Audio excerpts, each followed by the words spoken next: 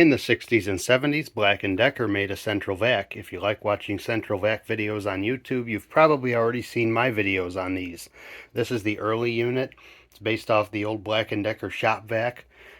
Originally, they were installed with HP VacuFlow wall inlets and piping. And then when Black & Decker decided to make their own stuff, including wall inlets, the piping remained the VacuFlow pipe size. Well, missing from this lineup is the unit that came after this one, the kind of oblong one with the flip-up lid that looks like some kind of portable toilet or something. At some point in the 1970s, Black & Decker stopped making the central vacs. Well, they had been always marketed and sold not by Black & Decker, they were the manufacturer, marketed and sold by a company called Wal-Vac in Grand Rapids, Michigan. So at one point, Wal-Vac had to get their own units made by somebody else, or otherwise they couldn't continue in business. And they had their machines made by Beam for a time. This is a Beam-built Wal-Vac. And as you can see, it's not just a private label. This is a unit constructed entirely to their specification. While I don't have confirmation that this was built by Beam, there are some things like the junction box they chose to use, the way they stamped out the ventilating louvers, the way the mounting bracket looks. It's totally 70s Beam.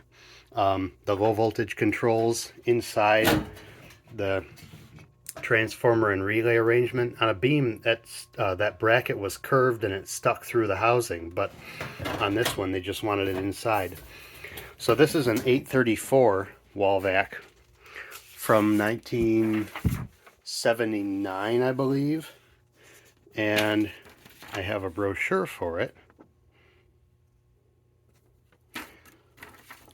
The tools remain basically the same as Black & Decker. They had that unique hose end. This hose end here, which activates the Black & Decker wall inlet. Originally, these wall inlets had a switch, and behind here is just two little copper tabs that touch each other, or they ever so slightly don't touch each other. And then when you put the hose in, the flange here depresses on that button. Well, after that, they went to a plastic wall inlet, and so at the time when this machine was new, this would have been the wall inlet, and you can see same shape, same size, 2-wire connection, but now it's like an industry standard valve where you just have, instead of a pin jack, it's just a little contact strip again, and the metal of the hose end is what bridges across here and starts your system. So this hose end that would work in the old inlets, and incidentally also would fit the old VacuFlow inlets, will now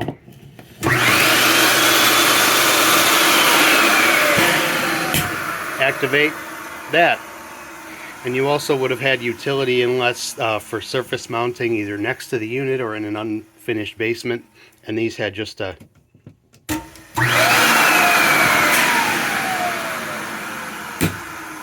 very thoughtfully designed. This inlet even has a little tab that hooks the end of the hose to prevent the hose pulling itself out when you're across the room.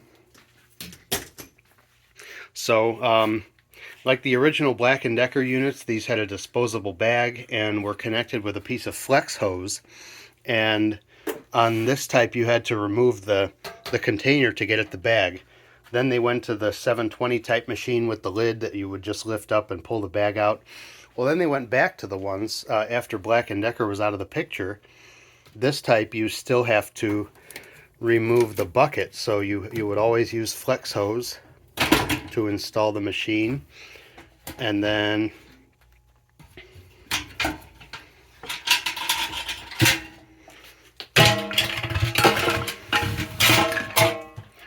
you could take the bag out and get rid of it. Nice big bag.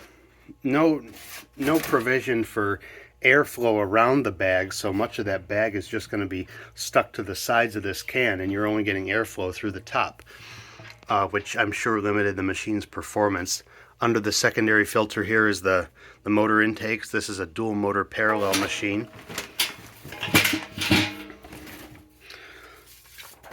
So yeah, that's that. 834, they were saying 155 CFM, 80 inches of water lift, and your other machine would have been a single motor. I have a different brochure here that shows two different units, and I've also run into these. I won't say I've run into both of them. I've run into the 234, the twin motor. And I think the 234, no, that says it's 120 volt. I ran into a 240 one time. Of course, I didn't save it for this video. So, Beam made the systems at this point, late 70s, early 80s. At some point, Vacuum-Aid was making Wal-Vac units. This one comes to me from Evan in Pittsburgh.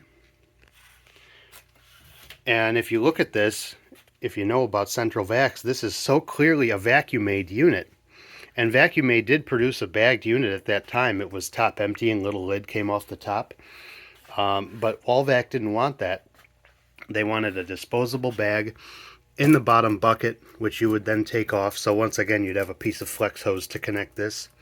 And another interesting thing about this, any Vacuum-Aid in the last 40 plus years uses a bracket that looks like this. This is just a Vacuum-Aid bracket. Well, they had a different bracket, and in fact the bracket sizing and spacing is the same as the old Black & Decker units. So I don't know if they thought that would make it easy to switch out an old Black & Decker unit and plunk this on the same bracket and you're off and running. The other thing that's interesting is they do have a manual switch here.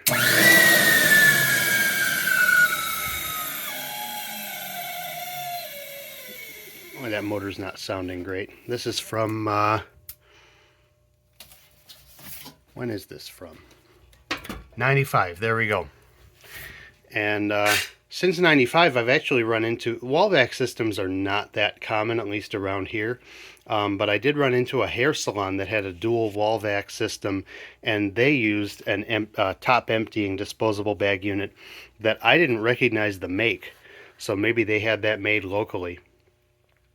So anyway, just wanted to give a quick little overview of these since I happen to have them here, and talk a little about the transition from Black & Decker to Wal-Vac, which occurred in the 70s. And Wal-Vac, by the way, is still in business in Grand Rapids, selling new systems as well as supporting the old Black & Decker power units. So anyway, there you have it. Thanks for watching. Happy vacuuming.